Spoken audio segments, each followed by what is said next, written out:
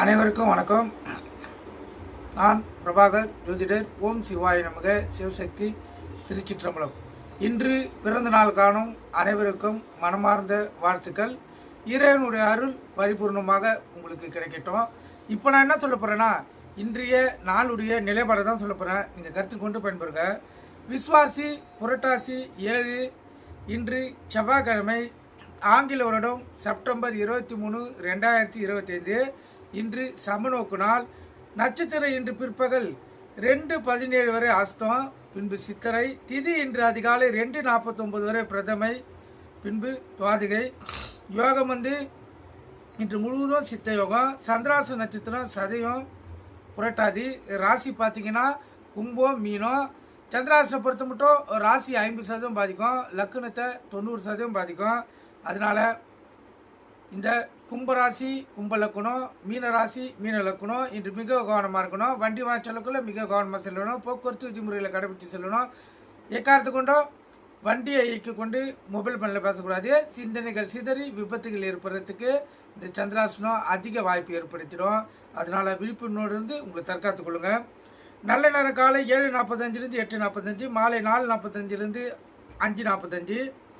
கௌரி நல்ல நேரம் காலை 10:45 11:45, மாலை 7:30 8:30. இந்த கௌரி நல்ல நேரத்தில் புதுமண தம்பதிகளுக்கு சாந்தி முகூர்த்தம் அமைப்பது, குழந்தை பாக்கி இல்லாதவர்கள் பயன்படுத்துவது, எந்த ஒரு நல்ல காரியத்துக்கும் இந்த கௌரி நல்ல நேரத்தை பயன்படுத்தினா வாழ்க்கையில் ஜெயிக்க முடியும். அதே போல் இந்த ஓரையை சேர்த்து பயன்படுத்தினா இன்னும் அதிக பலனை உங்களால் பெற முடியும். இப்போ இன்று செவ்வாய்க்கிழமை என்பதால் செவ்வாய் பகவான் தான் முதல் ஓரையாக வருவார். அவர் தான் இன்றைய ஓரையினுடைய கதாநாயகன். செவ்வாய் வரை பார்த்தீங்கன்னா காலை 6 to 7, மதியம் 1 to 2, இரவு 8 to 9. செவ்வாய் வர முடிஞ்சோடனே அடுத்த வர அசுப வர சூரிய வரும். அதுக்கு அடுத்த வர 3 வர சுப வர தான். சுக்கிர வர, புதன் வர, சந்திர வர, அந்த 3 வரைகளையும் பயன்படுத்தி நீங்கள் வாழ்க்கையில் ஜெயிக்கலாம். அற்புத பலன்களையும் உங்களால் பார்க்க முடியும். கருத்தில் கொள்ளுங்கள். இந்த செவ்வாய் வரையில் கடன் அடைக்கிறதுக்காக சிறு தொகையை எடுத்து வைக்கிறது, இதெல்லாம் வைத்திங்கன்னா கடன் அடைகிறதுக்கு உங்களுக்கு வெகு சீக்கிரத்தில் கடன் அடைஞ்சிடும்.